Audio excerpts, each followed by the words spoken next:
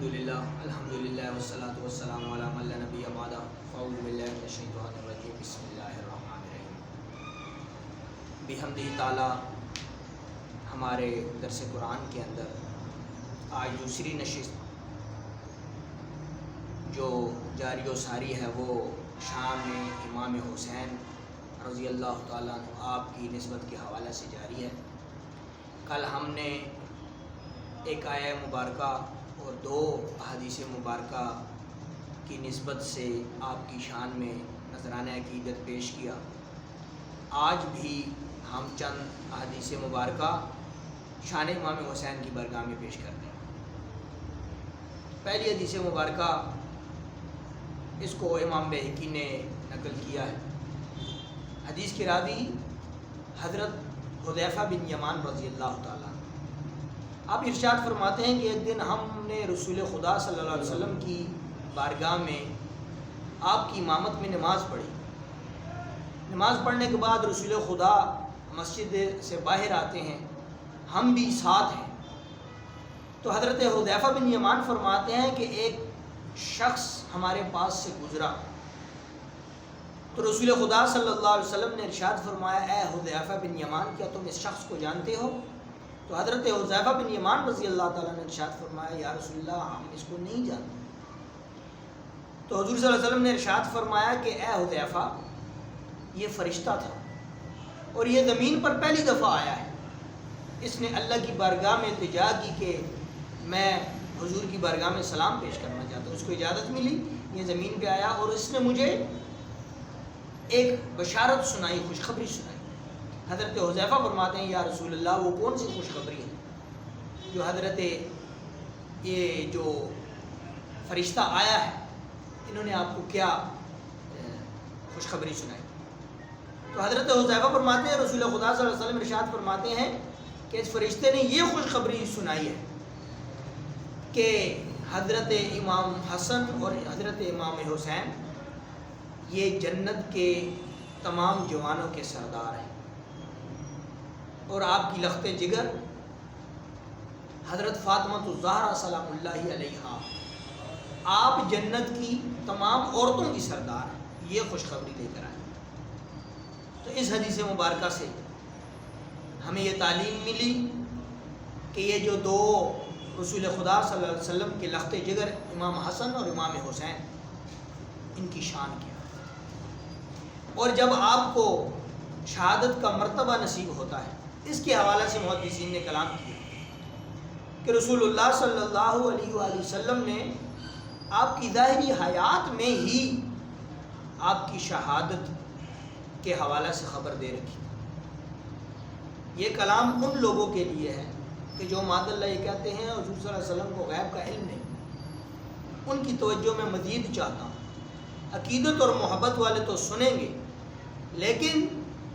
معاذ اللہ جن کا باطل عقیدہ یہ ہے کہ رسول خدا جانتے نہیں ہیں،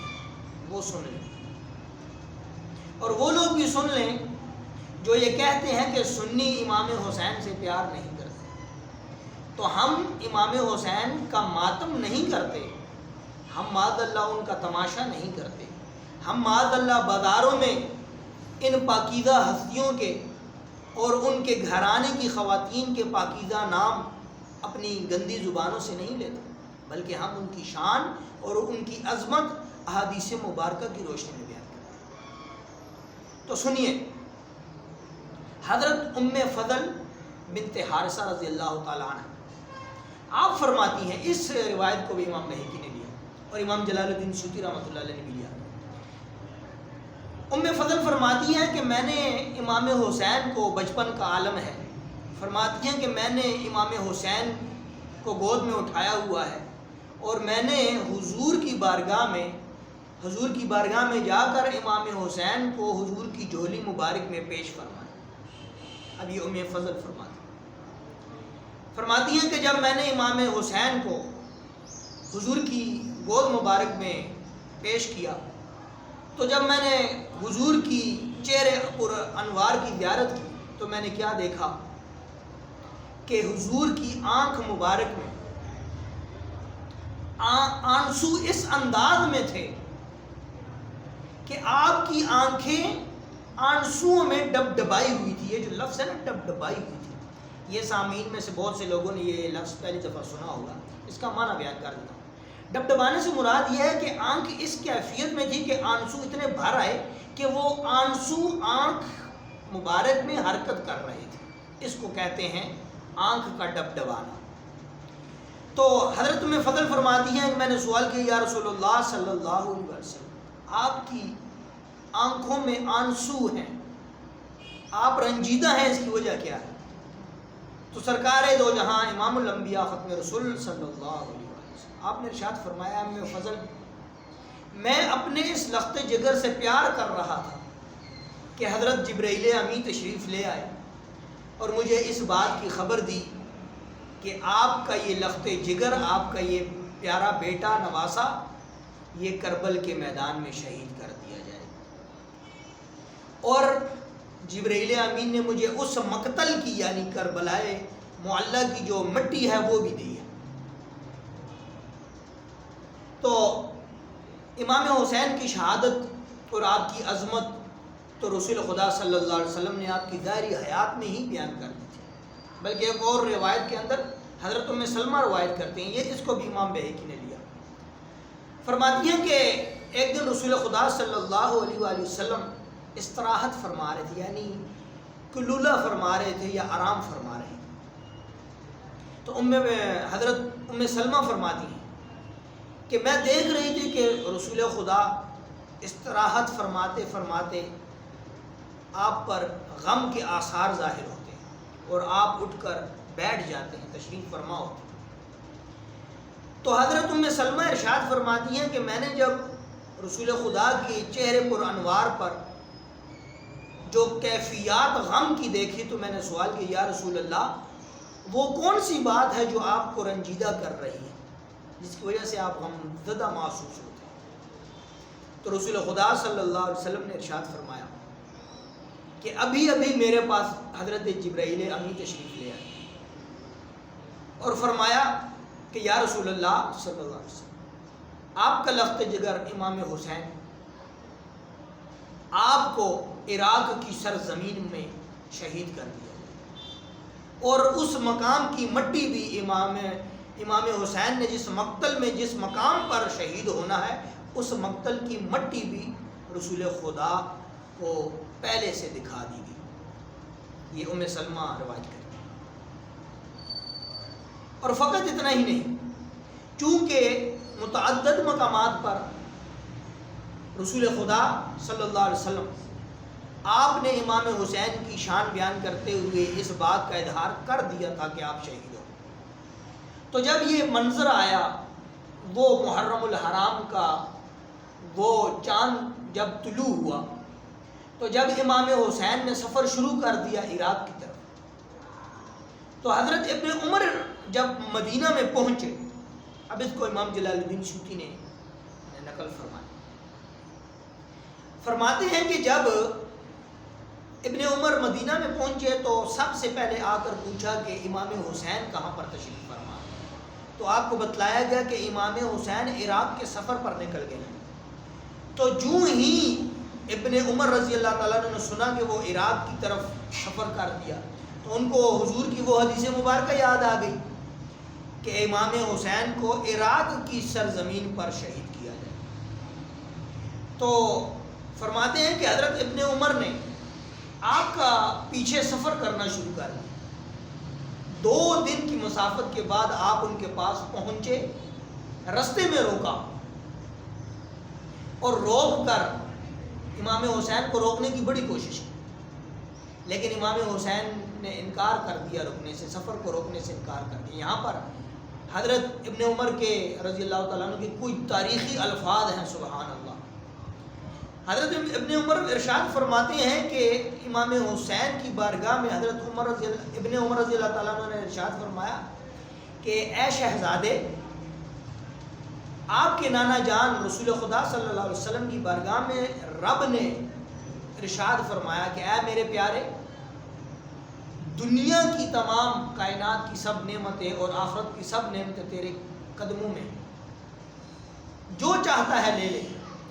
تو رسول خدا صلی اللہ علیہ وسلم نے آخرت کی نعمتوں، آخرت کی برکتوں، آخرت کی فضیلتوں اور آخرت کے اس مقام کو پسند فرمایا۔ اور یہاں پر حضرت ابن عمر رضی اللہ تعالیٰ عنہ کو ایک جملہ ہے بہت سمجھنے کے لائق ہے۔ حضرت عمر رضی اللہ تعالیٰ عنہ نے فرمایا کہ اسی لیے اے شہزادے، اے امام حسین، رب ذوالجلال نے یہ دنیا کے مال و اسباب سے آپ اہل بیت کو دور رکھا ہے۔ اللہ نے یہ دنیاوی مال و اسباب کو آپ سے پھیر رکھا ہے۔ یہاں سے اہل علم سادات کی علامات میں سے ایک علامت یہ بھی بیان کرتے ہیں کہ جو اصل سادات ہوتے ہیں وہ کبھی بھی مالدار نہیں ہوتے، ان کو رب ذوالجلال دنیا کے اسباب بہت زیادہ مقدار میں نہیں عطا فرماتے، بلکہ ایک مقام پر تو میں نے پڑھا کہ حضور صلی اللہ علیہ وسلم نے خود دعا فرمائی ہے